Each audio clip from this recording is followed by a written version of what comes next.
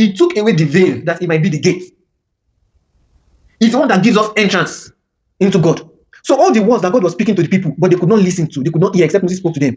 God is now speaking those words to us today through his Son, Jesus Christ. The prophecies of God have been fulfilled in Jesus Christ.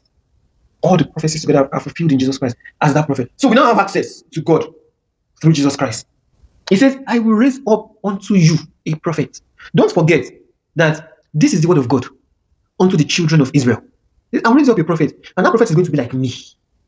Number one, it says, that prophet, you will hearken unto him. You must make sure you listen to him. That prophet is going to speak in my name. That prophet is going to speak everything that I command him.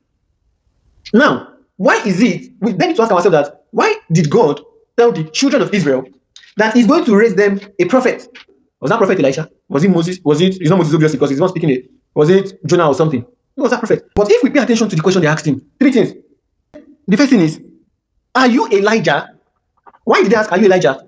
Because they knew that Elijah was to come into the world again, right? And they said, I am not. The next question, they said, are you that prophet? The question is, which prophet are they referring to? And he answered, no. Then they said unto him, who are you? Who are you? You're not Elijah. You're not that prophet. So that prophet they are referring to here is the one that God spoke through Moses in Deuteronomy, that I will raise you up a prophet. So they were not just asking questions at random, because they know it is written. They were expecting that prophet to come. So the essence of that prophet that God is now sending, because it will be like me, Moses. So the essence of that prophet is that prophet is now coming to be the one that now leads men.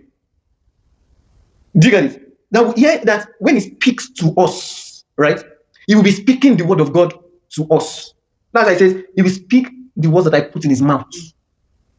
The essence of Jesus now coming as that prophet and taking over the function, because Moses, it will be like me, right?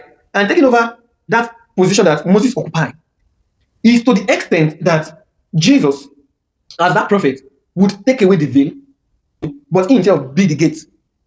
In other words, that through him, we can now have access to God, to hear God. Because the words of God are now spoken to us through Jesus. And we saw in John, where Jesus said that the words that I speak, they are what? They are not my words.